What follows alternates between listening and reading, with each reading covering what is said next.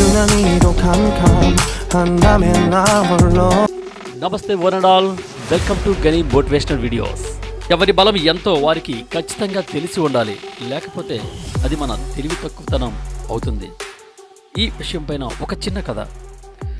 ఒక రాబందు ఒక చిన్న మేకపిల్లను తన 2 కాళ్ళతో పట్టుకొని ఆకాశంలోకి వెళ్ళడం ఒక గ్రద్ద చూసింది. నిజం చెప్పాలి అంటే గ్రద్దకు రాబందుకు ఉన్నంత బలం ఉండదు.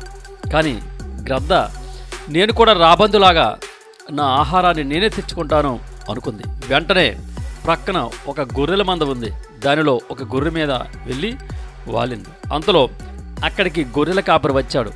అతన్ని చూసి గ్రద్ద ఎగిరిపోవాలి అనుకుంది. కానీ అప్పటికే దాని 2 కాళ్ళు గొర్రె బొచ్చులో ఇరుక్కుపోయాయి. అది ఎగరలేకపోయింది. గొర్రెల కాపరి దానిని తీసుకుని తన పిల్లలకు ఆడుకోవడానికి కాలు కట్టేసి ఇంటికి తీసుకువెళ్ళాడు. ఈ విధంగా గ్రద్ద తనని తాను ఎక్కువ అంచనా వేసి ప్రాణం మీదకి తెచ్చుకుంది. ఈ విధంగా ఎవరు కూడా మనల్ని మనం నమ్ముకోవచ్చు, కానీ ఓవర్ కాన్ఫిడెన్స్ అనేది ఉండకూడదు.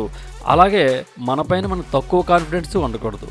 మనకున్నటువంటి బలాబలాలు, వీక్నెస్ అండ్ స్ట్రెంగ్త్ ఖచ్చితంగా తెలిసి తీరాలి. అది తెలుసుకుంటేనే ఏ క్షణంలో ఎలా స్పందించాలనేది మనం తెలుసుకోగలం. మిత్రులారా, థ్యాంక్ యూ.